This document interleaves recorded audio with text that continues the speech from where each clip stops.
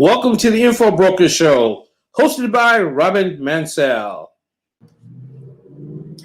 Hello, everyone. This is Robyn Mancell, and I am the Info Broker, keeping you in the know. Today, I have someone that we all need to know, and you're going to get to know her right along with me. Her name is Robyn Shields. And Robyn has a company, a business that is out there to help entrepreneurs get the best out of what they do. And so, Robyn, why don't you tell everybody the name of your company and what it is that you do? Okay, my name, Robyn Shields. My company is Management Consultants of America.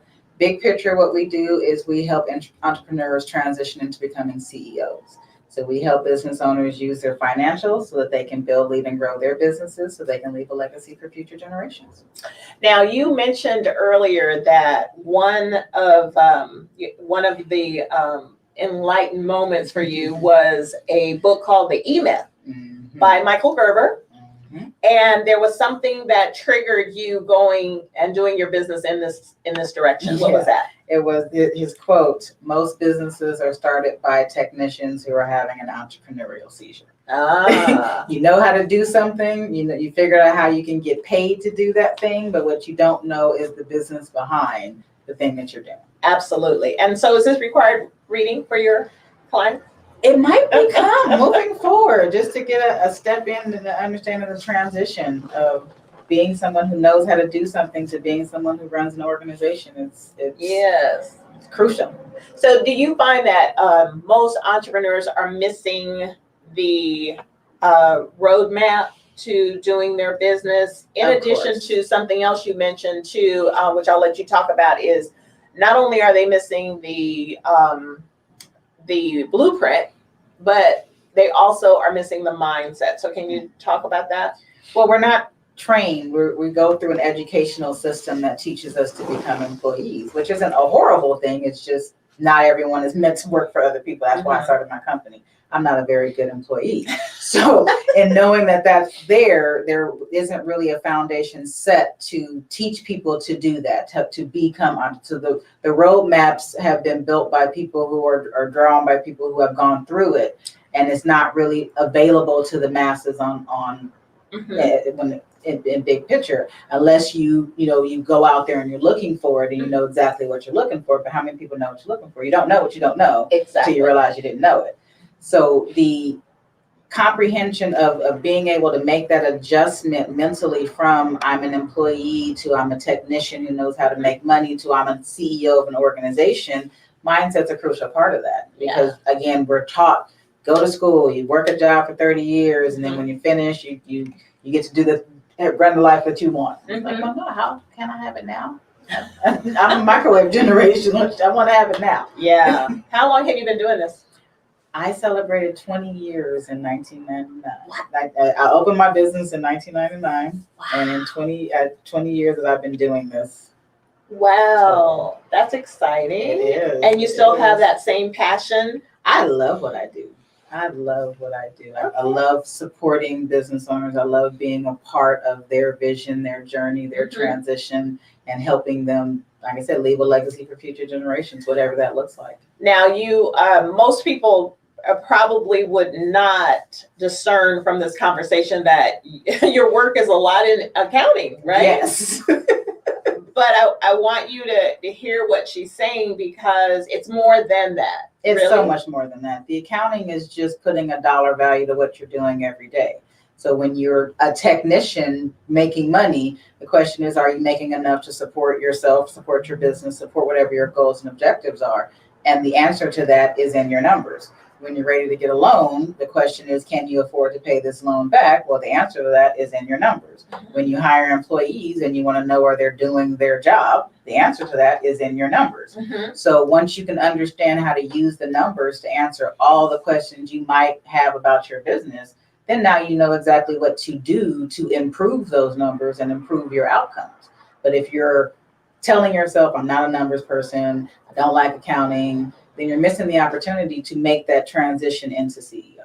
I actually have never, and I've seen a lot of accountants. I've never ever heard it put quite the way that you do. So you're more of a strategist, would you say? Yes, the title I created for myself is an accounting strategist as well as a business accountability coach. So it's about helping business. I hold my clients accountable to their goal. You say you want to go here and you brought me in as a resource and tool to support you, then I'm going to hold you accountable to that goal. Okay. So do you find that it isn't necessarily the money that's holding them back? It's their thought process about the money? It's would you say? usually the thought process about the money. Okay. I've seen people who at home, they are very diligent. They keep track of every penny that goes through in their business. It just flows and they have no idea what's going on. I've seen some people where it's the same on both sides, but it's still that barrier around the control that they get to have when they go to the entrepreneurial side. As an employee, your lifestyle is based off of what your employee has given, your employer has valued you at. I value at $30,000 a year, $50,000 a year, $100,000 a year, and then you create a lifestyle based off of that. As an entrepreneur, you get to determine your value, work your systems to meet that value, and then manage your business so that you can continue that moving forward. We've done it in some way, shape, or form. We just get to add that starting component of, oh, it's my value. Okay. I'm the person who's giving myself the value, so therefore I'm going to do the work to make sure that I maintain that value. Okay. So you meet a client for the first time.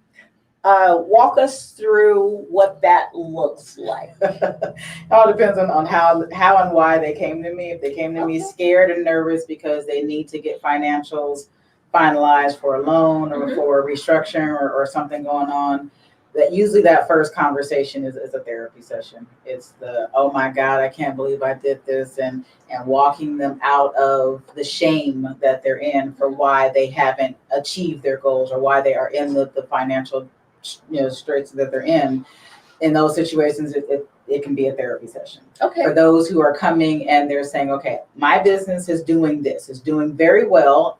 As far as my sales are great, my doors are open, my clients and customers are happy, but there's a next level I need to get to, and I don't know how to get there. And I know it's based off of my numbers, but don't know what I don't know. Okay. And then there's those who are, hey, I want to start a business, and what I know is that I've heard or what I'm confident of, the numbers are important. Again, not my strength. I want someone who can be there with me in the beginning. Okay. So my target is always to meet my prospect, my client, where they're at, so that we can figure out how to get them where they want to go. So you come in and you really perform a diagnostic. You got to figure out what's wrong, because everyone's situation is different. Totally different. Yeah. Correct. And so you mentioned earlier that you have taken some NLP courses. Yes, I am certified in neurolinguistic programming as a practitioner, a master practitioner, as well as a timeline practitioner. Now, why, again, I've never heard of an accountant with an NLP certification, really?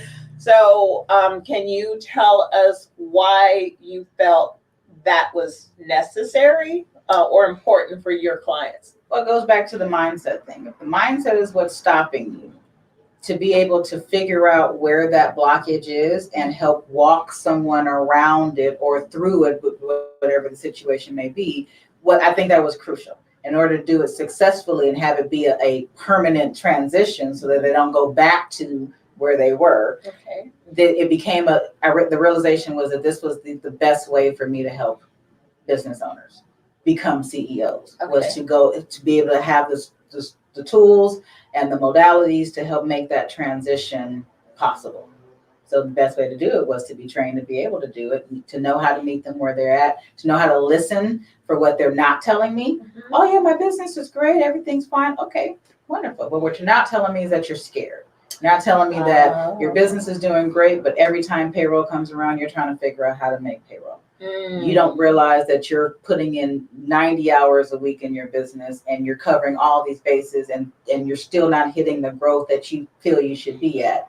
But at the same time, what you're telling me is this story. But what I'm hearing in the background is this story. Let's focus on this one so that we can get you where you want to go. So how long does it typically, do you find that it typically takes for you to, for your clients to feel comfortable to tell you the truth? Because that's going a lot deeper than just handing over your books to someone. You are now talking about people getting very honest and intimate. Yeah, with you to have a very intimate conversation. So how do you get that out of them? Well, the great part about it is majority of my clients come from referrals, or they come to one of my classes, and so the connection gets made there. It's either a direct connection from someone who says she can help you.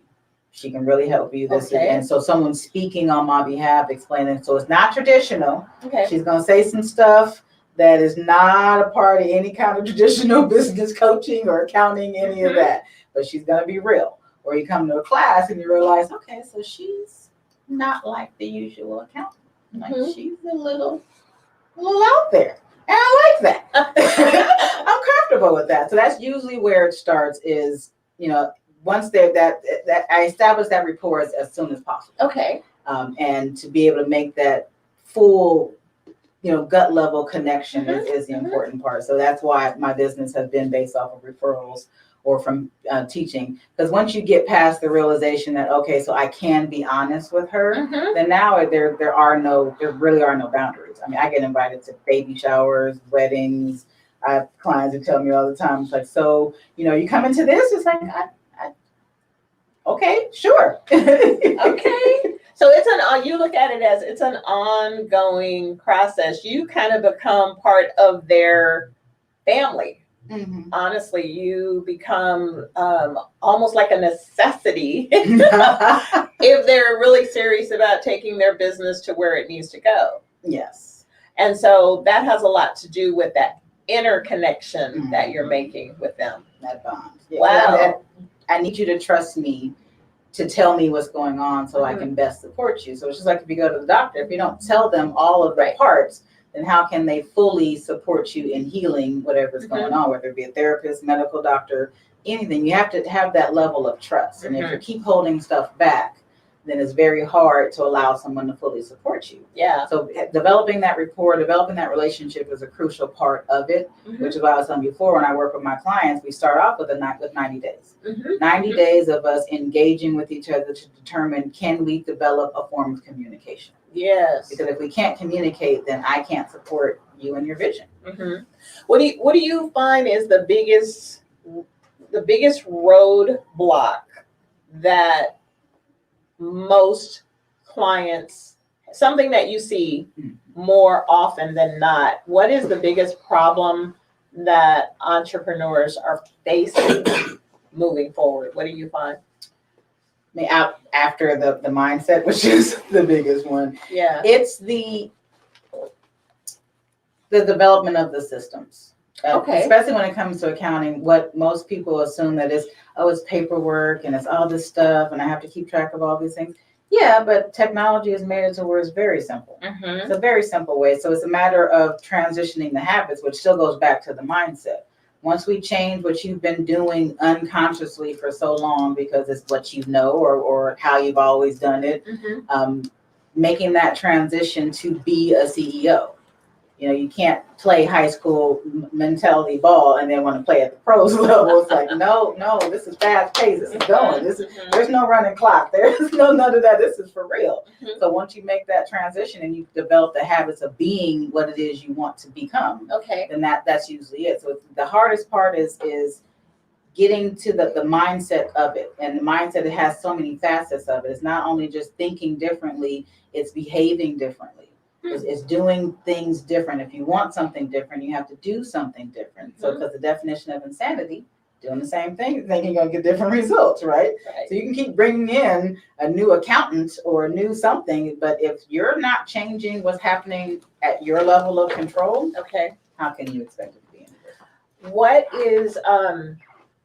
What is a time frame that do you keep these clients ongoing because you're doing their books consistently? So it's not like, and the reason I ask that question is because I want people to understand that this is not just some quick, fast solution to it. It is it's ongoing. Am I correct? It is. And it's about the transition of the business and what they need. Some businesses, they start off very rare when a business launches, does it need a full-time account? Okay. So That's good to it's know. all based off of the transition of the business. Okay. So I work with some companies where my job is to go in and set the systems up for the in-house staff to manage the day-to-day. Okay. And my role is advisory on a quarterly, biannually basis. There's some of them to where we set the systems up to where we know you don't need a full-time accountant person, or even need to have your in-house staff do anything accounting related. It's a matter of how do you communicate that information to the person who can do the role. And if it turns out it's me, then it's me. But it's all about the comfort level. If you outgrow me, then that is awesome. Because I can't work with everyone all the time forever. Right. But if it turns out that we set the systems up to where I can be a long-term part of the family, so to speak, then that's how it gets set up. So it's really just a matter of me doing my job of providing the comfort, to create the trust, to develop the systems to work the plan. And do you prefer a certain level of business, like small, medium, large? Do you have a particular niche that you're in? I don't have a niche. I have a soft spot. My soft spot is for nonprofits. Oh. I love them. That's good to know. Well, because especially once they've been established and they've gotten their first round of grants through, they realize that there is a need for the meticulousness of I need to keep track of every receipt, every dime. So I don't have to fight that with nonprofits. The fight with nonprofits is you realize this is still a business though. Your tax structure is a little different, but you still have a company to run. You are still the CEO or executive director of this organization.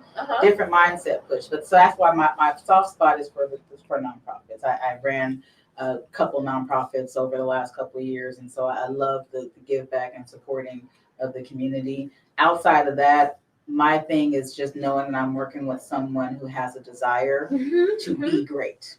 Okay. One of my clients said, "Can't just let me be great. That's what I'm here for. So I'm here to let you be great." You turn people away? Have I had to turn people away? Yes, it's usually because I realize that the mindset's not there. Oh, and I can show you the promised land, but you have to step into it on your own. So when you are meeting a potential new client, your skills in NLP, and of course just being for 20 years, does it take you that long to figure out whether or not you're a fit for a client? It's usually pretty quick. Is it? Especially if it's someone who wasn't a direct referral. Okay. Or I didn't meet them at a training, because if you come to a training, you already know that there's something you don't know and you want it. If you came to me from a referral, it's because there was a need that of someone who you trusted told you that I could be a solution to that. So it's usually when it's not a good fit, it's because there's someone who's expecting a $15 an hour kind of bookkeeper person. You're not there. Oh no! I haven't been that in a long time. Yeah, not that. So when it's someone who just wants someone to put books together so that they can do something, it's like no, that's not the role I play. Okay. That's not the role I play. I can help you find the person who can do that, but my role is above that. So you're really looking for businesses that would like to scale. Exactly. Okay. So that are looking to grow, the total package. That comes with your tagline about taking businesses to becoming CEO. Because what is the difference to you between just being an entrepreneur and being a CEO? It's in the habit. So the entrepreneur will get up and look at their bank account and determine what it is they can or cannot do.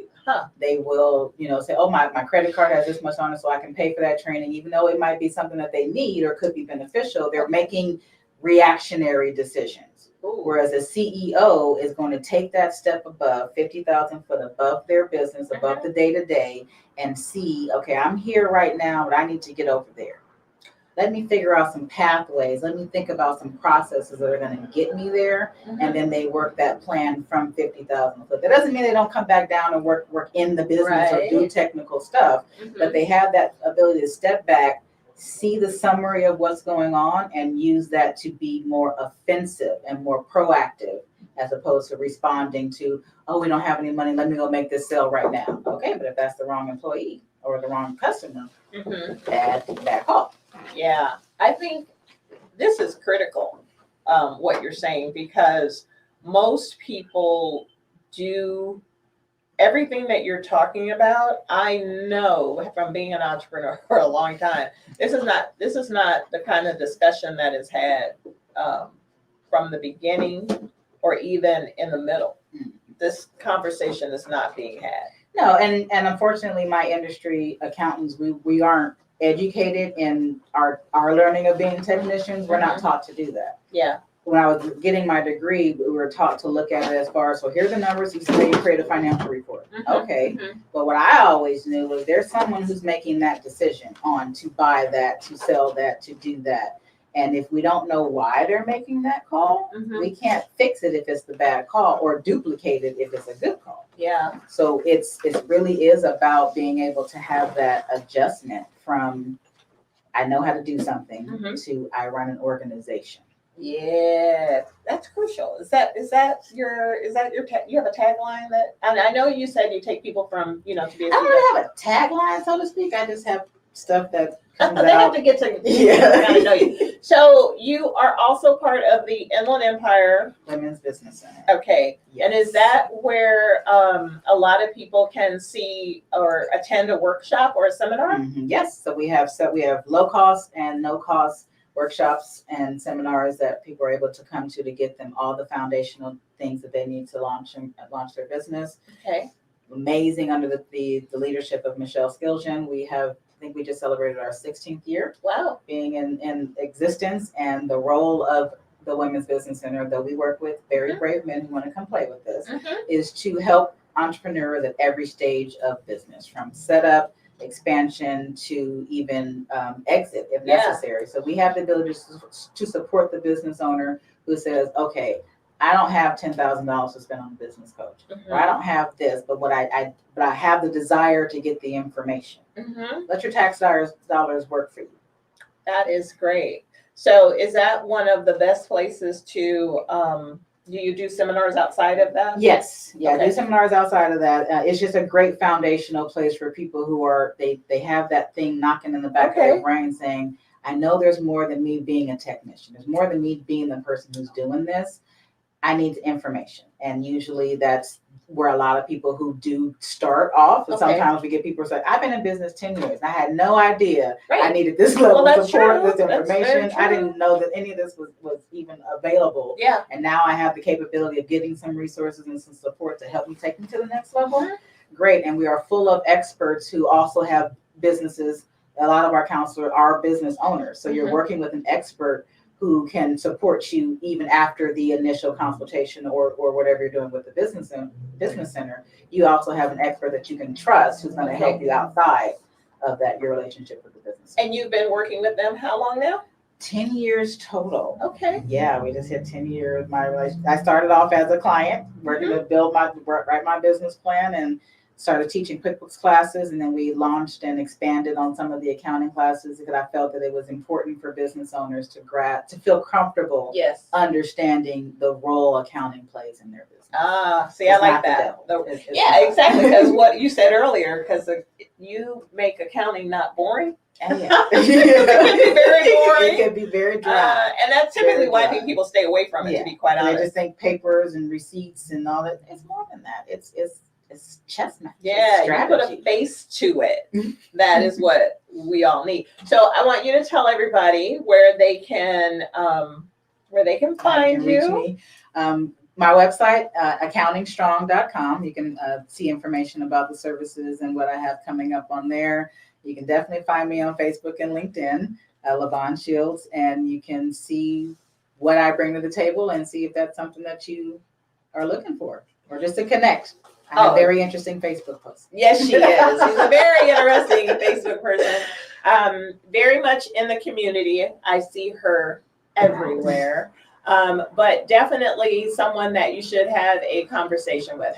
Strike up a conversation with LaVon. And if you are serious about taking your business to the next level, I would definitely recommend that you make that call, right? Awesome. Or connect with you on Facebook, or come out to the Inland Empire Women's Business Center. Women's Business Center. In fact, there is an event coming up when, in March? April. In April. The annual Prosperity Summit will be coming up in April at the Ontario Airport Hotel. Okay. So keep a lookout for that. You can go to iewbc.org. That's the Women's Business Center website to get more information. But that's coming up in April. It's our annual signature event. It's great information. Yes, it is. And you'll be there, right? I will be there. All right. All right. Well, thank you. Thank you for joining us with the Info Broker, keeping you in the know. And as I said earlier, Levon is definitely someone you want to get to know.